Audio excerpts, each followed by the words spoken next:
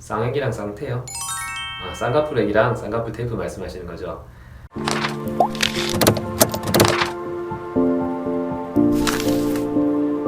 쌍꺼풀 하는 고등학교, 중학교 이제 친구들을 보면 이 학생들 같은 경우는 거의 반 이상이 쌍꺼풀 테이프나 쌍꺼풀액을 한 번씩 해봤더라고요. 한 반에서 한 3분의 1? 많으면 반 이상이 쌍꺼풀액이나 쌍꺼풀 테이프를 사용한다는 얘기 들은 적이 있습니다.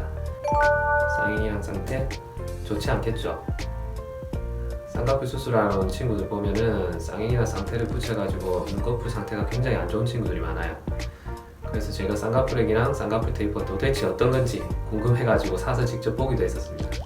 그나마 쌍꺼풀 테이프가 조금 더 나은 것 같아요. 왜냐하면 이제 재질을 보면 폴리에틸렌, 폴리프로필렌이고 그 다음에 의료용 테이프라고 되어 있어요. 근데 이 의료용 테이프는 그래도 피부 자극이 좀 덜 할 것 같아요. 하지만 우리가 성형외과에서 수술하고 코에 이제 테이프 한 일주일 정도만 붙이고 나도 피부에 알레르기가 있고 가렵고 이런 증상이 많이 나타나거든요. 그래서 의료용 테이프도 이 정도인데 일반적인 우리가 접촉 성분이 있는 테이프를 눈에 붙였을 때 과연 그것이 피부에 좋을까? 나쁜 게 더 많겠죠. 쌍꺼풀액은 성분이 2에틸엑실 아크릴레이트라고 적혀 있는데 저도 이 제품, 이 성분이 뭔지 몰라가지고 한번 찾아봤어요. 아마 접착제 성분인 것 같은데 근데 그 성분이 어떤 성질을 가지고 있는 것인지 또 어디에 쓰이는지 또 어떤 위험성이 있는지를 알고 나서부터는 제가 이제 쌍꺼풀액이나 테이프를 한 친구들이 있으면 적극적으로 말리고 있습니다. 쌍꺼풀액으로 쓰이는 2에틸핵실 아크릴레이트 화학약품 이제 성분표에서 찾아봤는데요.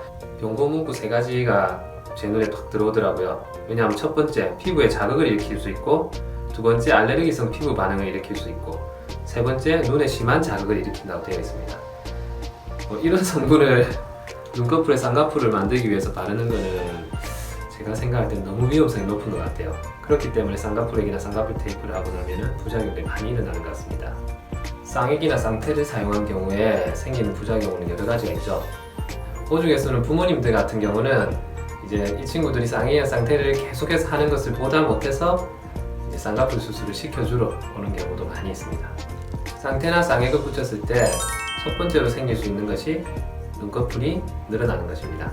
피부가 늘어나기 때문에 그 늘어난 피부가 이제 시야를 가리게 되고 또는 속눈썹을 누르게 돼가지고 속눈썹이 누르지른다든지 또는 시야를 가리기 때문에 눈썹을 치켜뜨게 되죠. 이렇게 눈썹을 치켜뜨게 되면 이마에 이제 주름이 또 깊어지게 되는 것이죠. 어린 나이인데도 이마에 깊은 주름이 있는 친구들을 보면 보통 눈뜨는 힘이 약하다든지 장기적으로 쌍꺼풀액이나 테이프를 붙였던 경우가 있습니다. 그리고 이제 눈썹을 위로 치켜뜨는 습관이 계속되면은 눈썹과 속눈썹 사이 피부는 또 계속 늘어나게 되겠죠.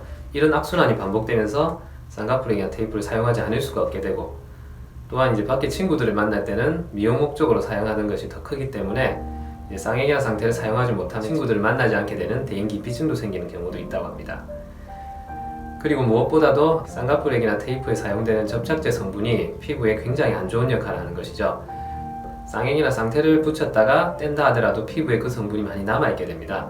이 성분들은 피부에 흡수될 수도 있고 또 남아있는 성분 때문에 알레르기가 생기게 되면서 피부는 두꺼워지거나 가렵게 되고 붉어지게 되는 것이죠. 우리 피부는 자극을 받게 되면 제일 처음으로 생기는 것이 이제 두꺼워지는 현상입니다. 그걸 각화라고 하는데요. 우리 피부를 덮고 있는 표피가 이제 층층이 두꺼워지게 되면서 우리가 굳은 살 생각하시면 될 것 같아요. 굳은 살처럼 피부가 두꺼워지는 것이죠. 우리 이렇게 얇은 눈꺼풀에 이제 굳은 살이 박힌다고 생각하면 끔찍하지 않습니까? 장기적으로 쌍액이나 쌍테를 붙인 경우에는 우리가 쌍꺼풀 수술을 하러 온다 해도 바로 할 수가 없는 경우가 많습니다.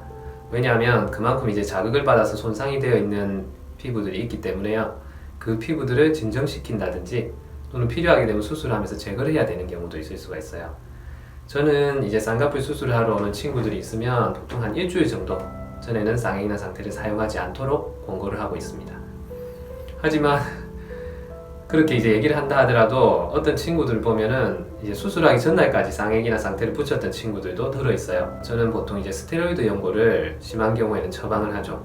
그리고 염증이 있는 경우는 항생제 처방을 한다든지 해서 항생제 연고 등을 바르도록 해서 피부를 진정시키고 최대한 알레르기가 없는 상태로 만들게 됩니다.